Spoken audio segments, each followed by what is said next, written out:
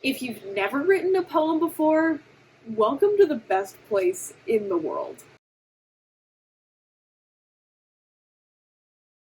For realsies this time. Hi, I know it's another poetry video. This one is about writing poetry, which a lot of you are really good at, so let's just only make you guys better.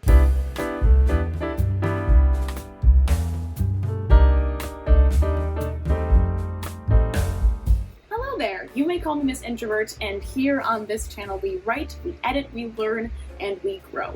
And I am growing right along with you guys, and we're all really in the same boat. Today we're going to be discussing poetry, and I'm going to be breaking it down for you guys into a few simple steps, and we're going to be discussing why it's important in our culture, and why it's important for you. But first, don't forget to hit that subscribe button if you like writing, poetry, book plotting, fangirling, character content. We have it all here on this channel. By we, I mean me, which is not grammatically correct in the slightest. But if you like this video, make sure to give it a thumbs up and comment down below what I could be doing to improve, because I just graduated college and it feels weird not having any assignments to do, and I need someone to critique my work. Also, comment down below your poetry writing techniques and maybe even your own poetry. The poems that I got in the comments in my last video, and there were so many, were so thoughtful, so well written, and so beautiful and detailed, and just keep writing and keep perfecting and get those poems out there. Sorry, that was aggressive. I'm trying to encourage you. In my next poetry video, I know I said that I'll explicate poetry, but I also want to tell you guys about some ways that you can submit your poetry, some really easy ways. It's easier than you think. The only hard part is convincing yourself to do it. And if you need any convincing, I will convince you. There's an email list in my website.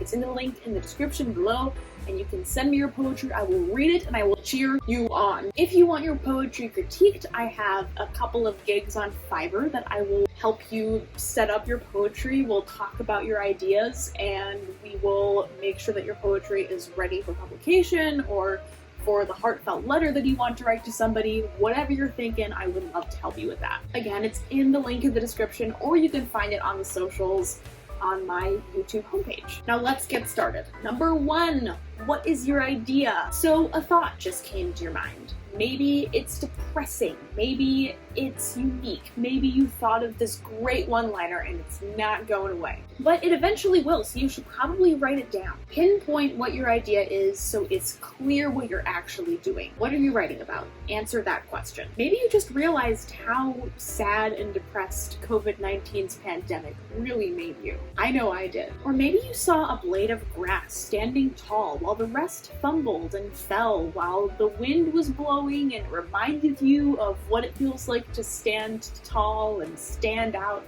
even when it feels like the forces of life are bringing you down. Get a good metaphor out of that one. Maybe you feel really lonely, and even though you're surrounded by your best friends, there's something deep inside your mind that's starting to spread, closing you off, building up walls, and even as you laugh, your throat feels hollow and rocky like an abandoned cave. And soon it will dry up and sharpen with stalactites, and even when the secret thing in the tunnel of your soul lets out a sigh, the entrance remains dark and cold and unwelcome. What is this metaphor? Writing poetry can be therapeutic. Not that I'm speaking from experience with that poetry idea thing, though. Yeah, no, everything's fine. I'm fine. But poetry, free therapy. The idea you have could change your life, and writing it down will get whatever it is that's stuck and jumbled in your mind out on paper, out on a screen, or out on a napkin. We've all been there. If you're running low on ideas, do not panic. Do some brainstorming. Maybe you want to write something sweet for a loved one who happens to like poetry. If you love that person and you know them, you'll come up with something. Just think of all your memories with them, share the good times, share the inside jokes, share the hard times. But before all that, don't pressure yourself. Just come up with an idea for now. Nothing else matters but the idea. Number two, experiment. Once you get that idea, write out everything you can. Get creative. Get messy. Maybe even be a little show-off. Maybe get a little cocky. No one else is looking at this for you. Most importantly, write from the heart. You can do this now because you'll look back at these lines that you wrote and be like, ew, why did I write that? But don't think about that now. Just think about what you want to write. Don't think about that now.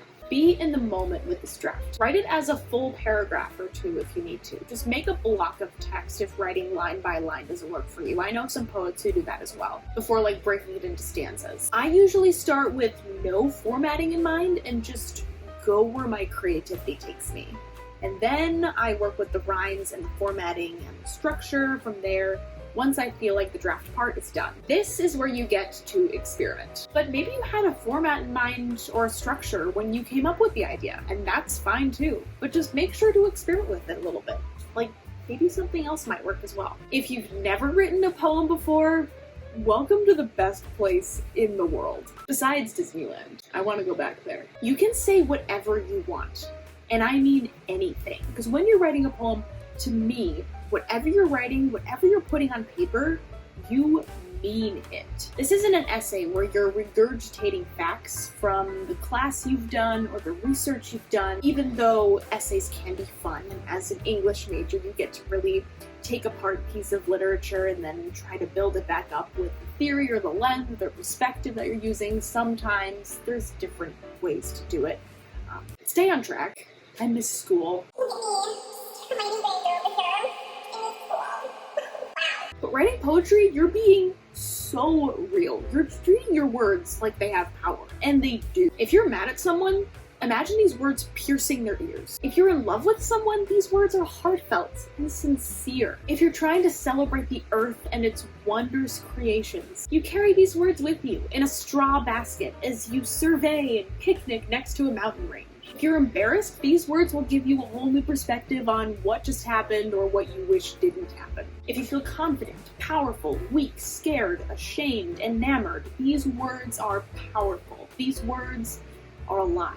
That is the power you have as a poet. These words are like the words that you listen to on your favorite artist's album that make you close your eyes and lay back in your bed and just soak it all in. So the next time you have writer's block, think of your idea and think to yourself, these words are alive. The next time you're reading poetry, remember, these words are alive. You might be taking a poetry class and it's boring and it's confusing and you're just tired of it all and you're ready for the semester to be over. We've all been there. Whether you're paying attention or not, these words, right when you lay your eyes on the page, they're talking to you. You might not listen, but they will whisper, shout, taunt, scream, tempt, and sing. Keep in mind that your words are powerful and they have just as much right to be published and heard as any other poems do. So write without fear, unless the poem calls for it. Number 3, read it through. Just like writing poetry, which is just as important as reading poetry, as I've mentioned in my first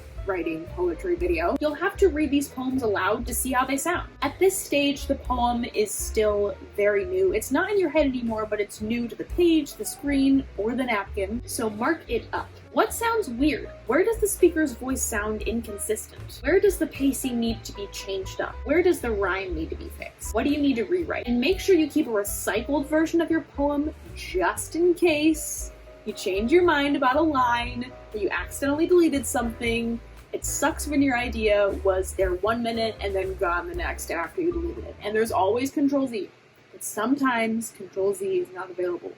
It's a very scary time. So prepare for the worst and keep those drafts with you. Even if it's just one line, just have like a little note or have like a little document full of like recycled poetry lines. And you can file them if you want. You can make a little organizational thing. So fun. When I make part 2 of this video, again, I will show you how to get these poems published, but thank you so much for getting this far in this video. I hope that you feel inspired to write and that if you read poetry, you'll be able to find the life in the words that you read. Once again, don't forget to subscribe, like the video, and comment down below your writing methods, or comment down below some of your own poetry, because I would love to read it and so many other people would love to as well. Because you guys have just intricately woven these words together and it's so beautiful, and it's really special when you guys comment poetry down below.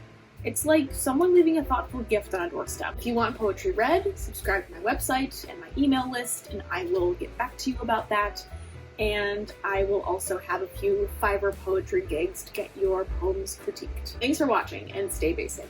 Okay, bye!